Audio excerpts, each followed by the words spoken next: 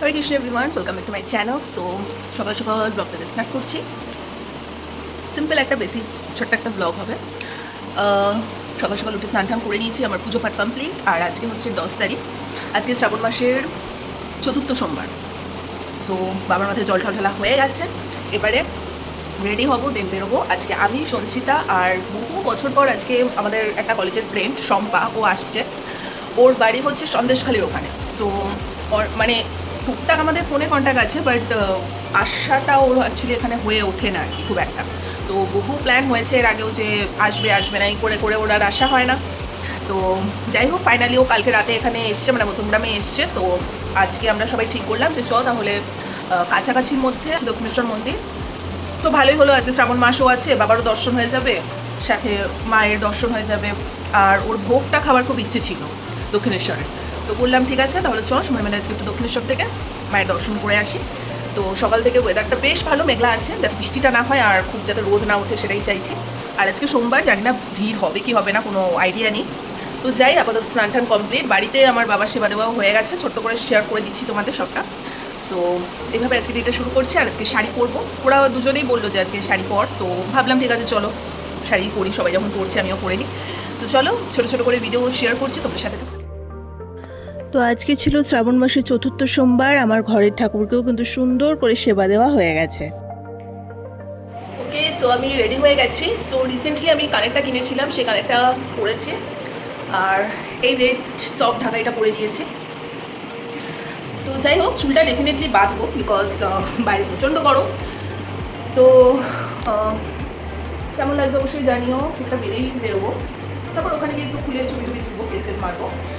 So হাতে চুড়িও পরে নিচ্ছি। সাধারণত খুব একটা চুড়ি ফুড়ি আমি পরি না, বাট একটু এথনিক ওয়্যার যখন পরি মাঝে মধ্যে মনে হয় যে একটু সাজগোজ করি আর কি। তো চলো আপাতত বেরোনো যাক। আর মেনলি আজকে শম্পা আর সঞ্চিতা দুজনে মায়ের ভোগটা খাওয়ার জন্য এক্সাইটেড, বিকজ এর আগে ওরা কোনোদিনও দক্ষিণেশ্বরে গিয়ে মায়ের ভোগ পায়নি, মানে জানতোই না ইনফ্যাক্ট। তো যাই হোক, তো আমি বললাম যে কোনো অসুবিধা হবে না। ওখানে সকাল সকাল কুপন কাটার একটা সিস্টেম আছে। তো অনেকেই আছে যারা সকাল সকাল গিয়ে কুপন কাটতে পারে না, তাদের জন্য কোনো অসুবিধা নেই।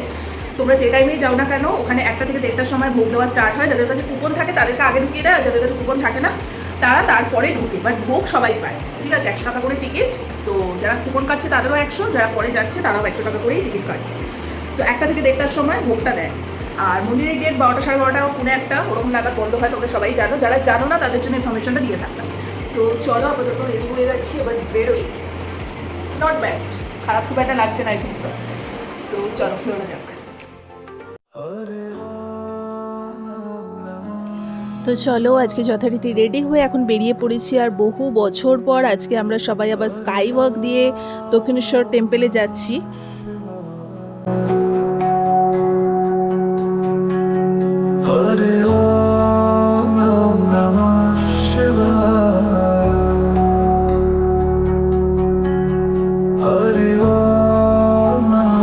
ওপরেও কিন্তু প্রচুর ডালা ফালা কেনার জায়গা আছে, কিন্তু আমরা বরাবরই নিচ থেকে কিনে আসি। তো নিচ থেকে ডালা কিনবো, আর জুতো আর ফোনটা নিচে রাখার জায়গা আছে, সেখান থেকে রেখে ডালা কিনে ভেতরে যাব। অনেক বছর পর স্কাইওয়াকটা দিয়ে আবার উপরে উঠলাম, ভাল লাগছে বেশ। তোমরা চাইলে এখান থেকেও কিনতে পারো, অনেক কিছু আছে। ডালা ফালা ওই অপোজিট দিকে ডালার জায়গা আছে, সেখান থেকেও ডালা নিয়ে নিতে পারো। তো যথারীতি মাকে খুব সুন্দর করে ভেতরে গিয়ে পুজো টুজো দিয়ে এসছি।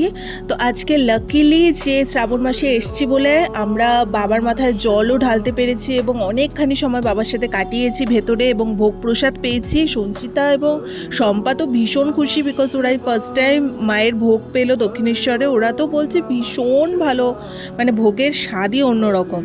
তো যাই হোক, আজকে সবচেয়ে প্লাস পয়েন্ট ছিল যে বাবার মাথায় জলটা যে ঢালতে পেরেছি দক্ষিণেশ্বর মন্দিরে এসে। কারণ তোমরা জানো যে কোভিডের পর থেকে দক্ষিণেশ্বর টেম্পলের ভেতরে মানে মহাদেবের ওখানে অ্যালাউ করে না ওরা কাউকে ঢুকতে। বাট যেহেতু শ্রাবণ মাস ছিল, তো লাকিলি আমরা জলটাও ঢালতে পেরেছি।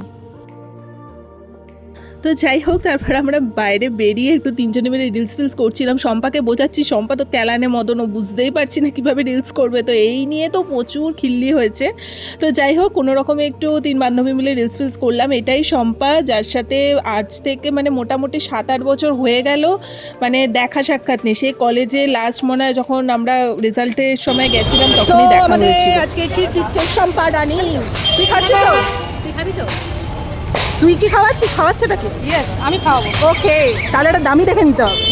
না না না, তোর যেটা পছন্দ সেটা নে। Oh my God, thank you so much.